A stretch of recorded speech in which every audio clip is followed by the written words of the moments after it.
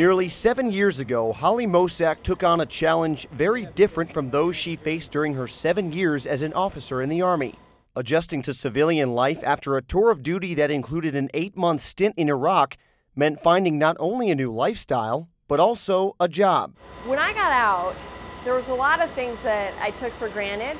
You know, that transition of I was doing something so awesome, and now what am I doing? But soon after the Northwestern University graduate moved back to her hometown of Peoria, she found Advanced Technology Services, or ATS, a company that supplies skilled labor and mechanics to show clients how to operate their factories more efficiently. The job? To head up a new ATS initiative to actively recruit military veterans, hoping that skills picked up during service could be easily molded into maintenance and production expertise. Well, a lot of people getting out of the service, they don't want those security jobs anymore.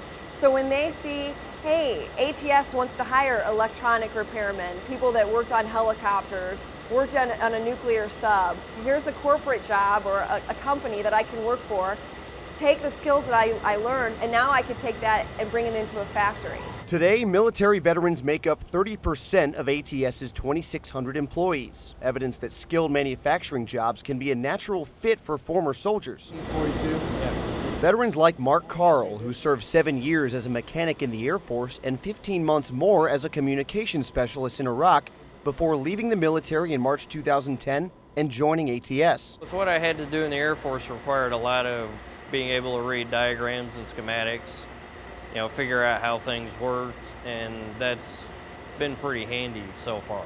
In 2009, the company earned roughly $200 million in gross revenue nationwide and has now worked with major Illinois-based clients like Caterpillar, Motorola, and Fortune brands.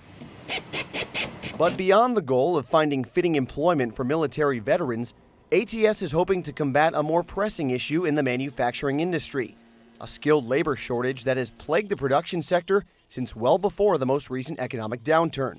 A 2008 study done by the Chicago-based Center for Labor and Community Research found that 1,800 new and replacement machining workers were needed each year in the Chicago area alone, but that existing training programs can only meet 1/3 of the demand.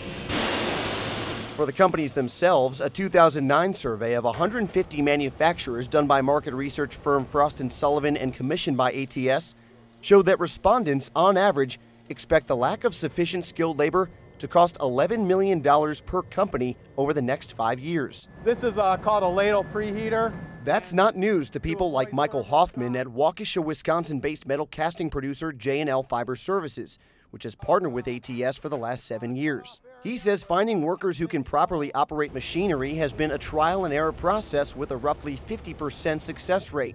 It takes 6 months before J&L Fiber considers most machine mechanics fully trained, and that's assuming they can get the job done. Hoffman says military veterans from ATS can come in with a skill set that allows them to develop in half that time, saving an estimated $20,000 in training per worker. We need skilled people. We need skilled people to work on the machines. We need skilled people to operate the machines, and those people aren't easy to get. The thing about manufacturing is you have to be disciplined. You have to do the same thing every day to try to get process control. It's key in a process like ours that's highly technical, and that discipline to do the same logic steps every time is what the military really brings. It works out really well. Mosak says she expects the ATS workforce to double over the next 4 years and plans to expand its military recruiting efforts as the number of area veterans is likely to increase with all-American forces expected to leave Iraq by the end of this year. And while the battle against a skilled labor shortage continues, so does her effort to match military experience with manufacturing ingenuity. Recruiting skilled labor is a very, very tough job. More and more of the baby boomers are retiring or getting close to retiring. High school graduates, they're not going into manufacturing anymore. They don't understand maintenance. Veterans, they're there. They need a job. We need to find them. So it's just a perfect fit and a perfect solution to the skilled labor shortage crisis.